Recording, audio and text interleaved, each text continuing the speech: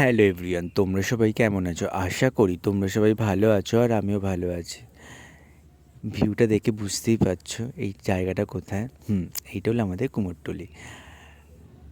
না, মন ভালো না থাকলে কুমোরটুলি তো আমি যাই, কিন্তু মন ভালো ছিল সেদিনকে। তার থেকে কুমোরটুলি গিয়েছিলাম একটা কারণে, সেটা হলো আমাদের পাড়ার সরস্বতী পুজো, তো তার পিছনে যে ব্যাকগ্রাউন্ডের কলকা সেইটা আনতেই গেছিলাম। অনেক খোঁজার পর পেলাম। আর দেখেছো, এখন যেইখানেই দেখছি সেইখানে দেখি না এরকম কিউট সরস্বতী, সব জায়গায় বেশিরভাগ জায়গাতে দেখি সব কিউট সরস্বতী। হ্যাঁ, ভালো, খুব সুন্দর লাগছে, যাই যেটা যার ডিমান্ড। তবে সাবেকি ঠাকুরই বেশি ভালো লাগে। তো এই যে ঠান্ডাটাও মারাত্মক লেভেলে পড়েছিল, বিশাল ঠান্ডা পড়েছিল। আর এই যে ঠাকুরের কাজ এখনও খুব পুরোপুরিভাবে শুরু হয়নি।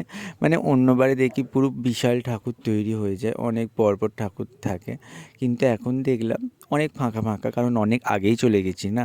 আর যেহেতু আমরা সরস্বতী ঠাকুর দেখতে যাইনি, আমরা কাজে গেছিলাম, সেই জন্য এখন ফাঁকায় ফাঁকায় কিনে নিলাম, নাহলে পরবর্তীকালে খুব ভিড় হবে।